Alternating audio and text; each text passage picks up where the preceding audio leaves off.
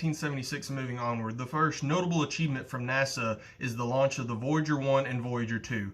The two spacecrafts were originally designed to conduct close-up studies of Jupiter and Saturn, Saturn's rings, and the larger moons of the two planets. As the spacecraft ventured across the solar system, remote control reprogramming was used to empower the Voyagers with greater capabilities than they possessed when they left the Earth. Their two-planet mission became 4, and their 5-year lifetime stretched to 12 and is now approaching 43 years. Eventually, between them, Voyager 1 and 2 explored all the giant outer planets of our solar system, 48 of their moons, and the unique systems of rings and magnetic fields those planets possess.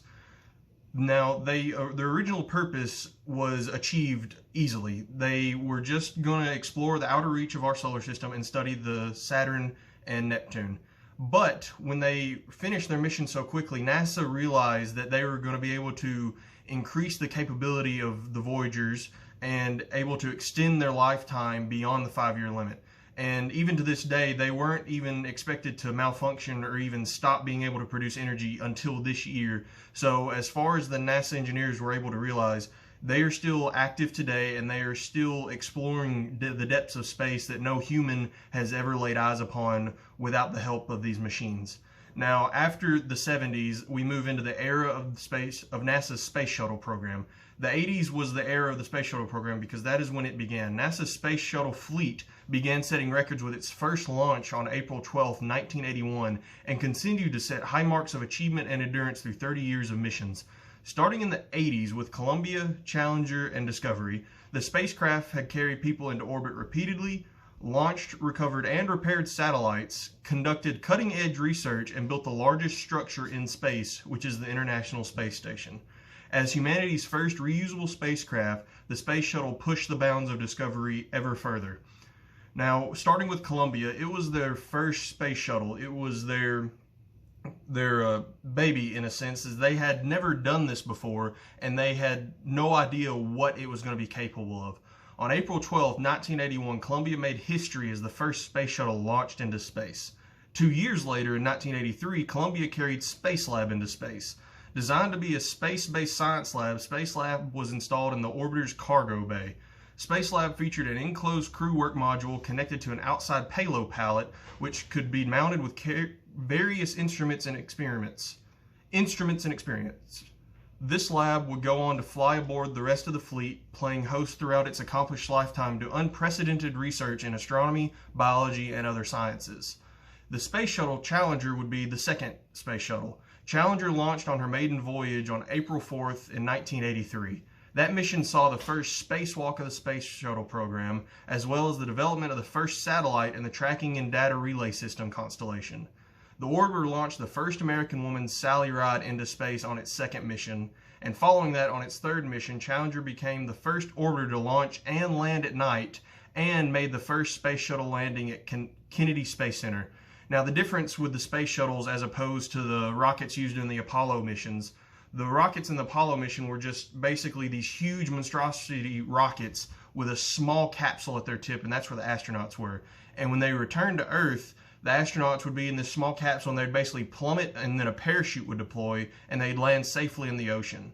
But with the space shuttles, they were designed more like planes. They would launch into space, into Earth's orbit, using high-powered velocity rockets.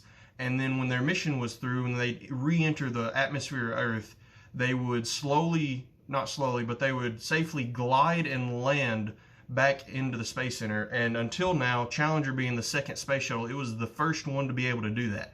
And being able to do that, that meant that rockets could be reusable. They wouldn't have to waste money and waste materials rebuilding and reconstructing these massive rockets, when now we have the technology to simply fly up into space and land safely again. It saved time, money, and allowed rockets to perform multiple missions over their lifespan.